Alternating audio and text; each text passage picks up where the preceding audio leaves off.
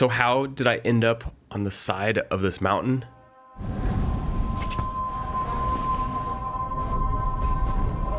What's up, man? How you doing, brother? This is the story of climbing Mount Goode in the North Cascades. But the story starts a long time ago. Growing up, I always dreamed of climbing mountains. And 6 years ago, I booked a 6-day expedition to Mount Rainier in Washington. On that trip, I met a group of climbers, and every year we take on new challenges and new peaks. We summited the tallest mountain in Mexico. I got altitude sickness on a peak in Ecuador. And we've explored all over the North Cascades, which brings us to our newest goal, which is Mount Goode.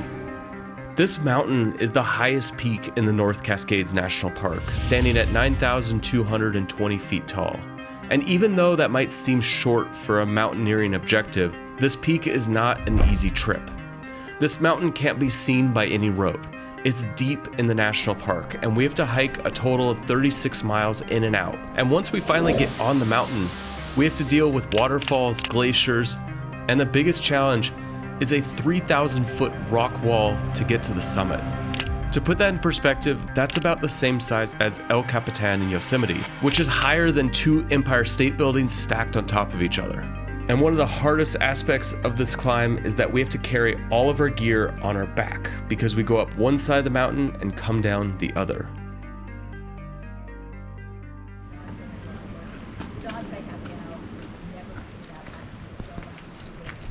What are you doing there, Carlos? Brother, I'm looking for Waldo in here. We're gonna keep them. And then we all just share these 2 ropes. We'll just Are you dropping these, cycle Carlos? them. We just got to the trailhead and basically we're going through all of our packs trying to figure out what we can drop because 36-mile hike and a climb, it's a lot with weight. So we're just stripping down all of our packs trying to just see if there's any last things we can get rid of. Carlos is dropping his boots. I'm wearing just hiking shoes for this one, which is kind of crazy because we have to still put crampons on at some point. So, well, hopefully it works out. Yeah, might be hiking in the moonlight. So climbing with me, I've got, this is Andy. How's it going? We got this guy. What's Oh, up, it's Carlos. everybody? Back again. The 3 of us did Ecuador together. And then our 2 guides, what's up? Yeah. Got Derek and Mike. Mike, what do we got in front of us today? Probably about 8 to 10 hours of exercise. Yeah. With these. With these Squats. Yeah. We tried to cut as much weight as possible, get our packs down, and we're gonna share the group weight, ropes, camp stoves, things like that. I got the honors of carrying the rope for this first section.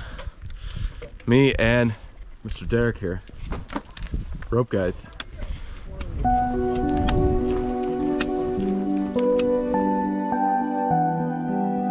On this trip, we're working with Baker Mountain Guides out of Bellingham. And when we go on these climbs, we like to work with guides that have a better understanding of the terrain and can help with the technical aspects of the climb.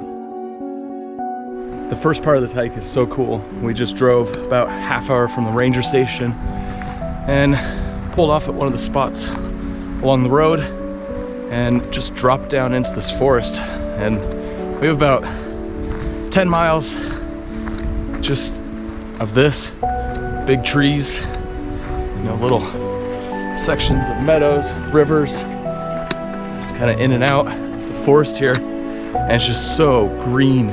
Great to be out here with no service and no social media, nothing like that. Just the group of us walks through the forest.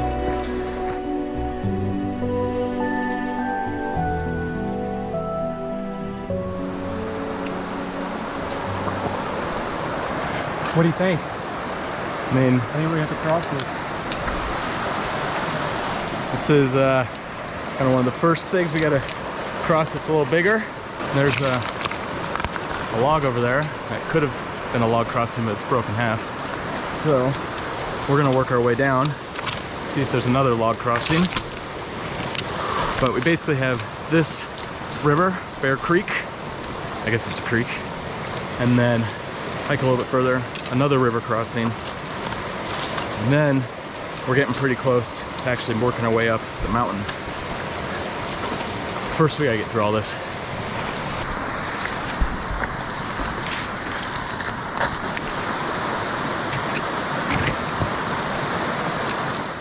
All right, looks like we found a log that looks passable.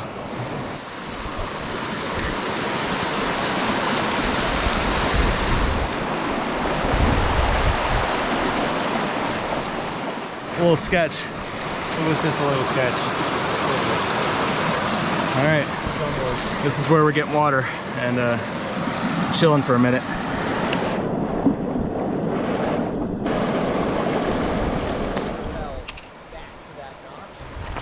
Oh man, we just got our first views of Goode up there in the distance. We're still working our way to the base of the mountain here, and yeah, it's been a long trek. We've been going all day. Just a lot of hiking. The closer we get to the mountain, the less of a trail there is. For this last section of the trek, we had to bushwhack through the dense forest, and all we could see was the mountain high above and listen for the river on the other side.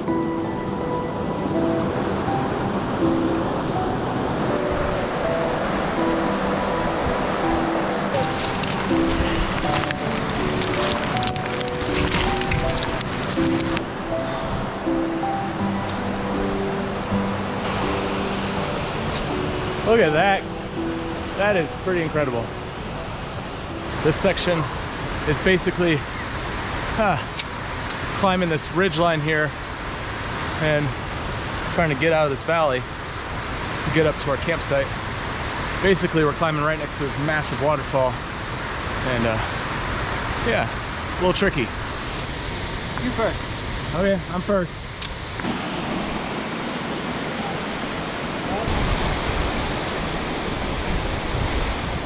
This was our final push for the day, and it puts us right at the base of the glacier so that we can start climbing first thing in the morning.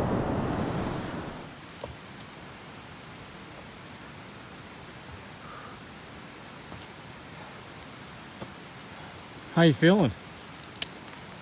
As good as you look and smell? These mosquitoes are Freaking brutal. everywhere. So, is this us? Home sweet home, fellas. These are what we're sleeping in. 2 of us are gonna fit here, 1 down there. And the guides are up there around the ridge on these 2 single spots. So, not a whole lot of room, but just enough. Food is tough on these big climbs.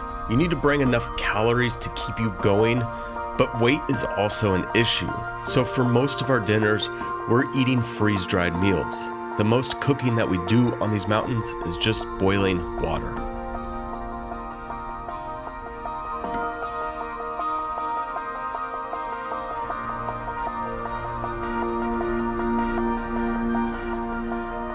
How are you guys feeling about today? Pretty good. Another big day. We're gonna climb that thing up there. About 15 sustained pitches of 100+ feet. Packs. With packs. With like 40 some odd pound packs. It's gonna be a long day. We're not starting super early, you know, probably 8 o'clock start. We're probably not gonna get to camp up top till sunset. It's just gonna be a long day of rock. Oh man, these mosquitoes are so bad up here right now. It's just been like getting eaten alive all morning, all last night. Just sucks. I'm just kidding.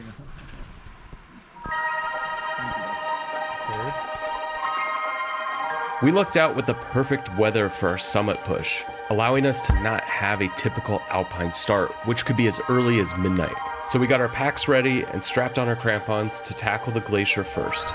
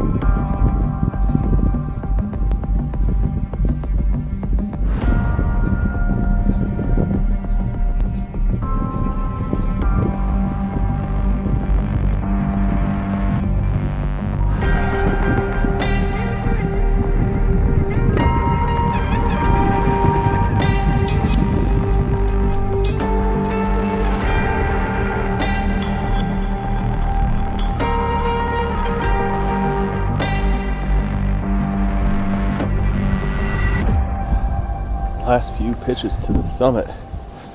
Should be up there in like 3 or 4 more pitches.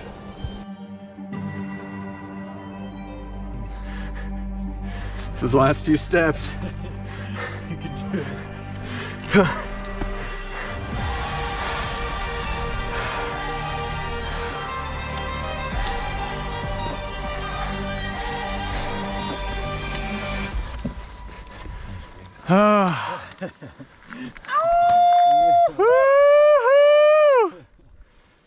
Which pick, man? Come on, stay right there.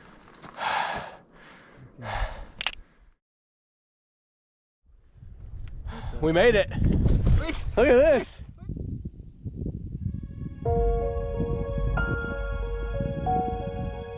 We climbed the mountain and made it to the summit, but in reality, we're only halfway. After a short celebration, we boiled some water for dinner and slept on the summit. It's only enough room for the 5 of us, and we had to hang our packs off the side. From here, it's 2 more days of down climbing, rappelling, bushwhacking, and after that, another 16-mile hike to get out of the forest. So why climb? Why put ourselves through days of suffering when we don't have to be up here? It's 2 things. One reason, it's fun. Yes, there's lots of pain and hardship that comes with climbing, but in between all that, there's tons of moments just to have fun and just experience the adventure. The other reason is that these types of challenges puts the rest of life in perspective. You'll never know your limits until you meet them head on and push past them. Every time I get back from one of these trips, I feel like I learned something about myself. All those little things in life that seem so hard in the moment just aren't anymore, because I know that in the back of my mind, if I can climb a 3,000-foot rock wall with a 40-pound pack for 13 hours, everything else just seems easy in comparison. We all don't have to be climbers to experience this, but we should all find something that will challenge us and push us to our limits.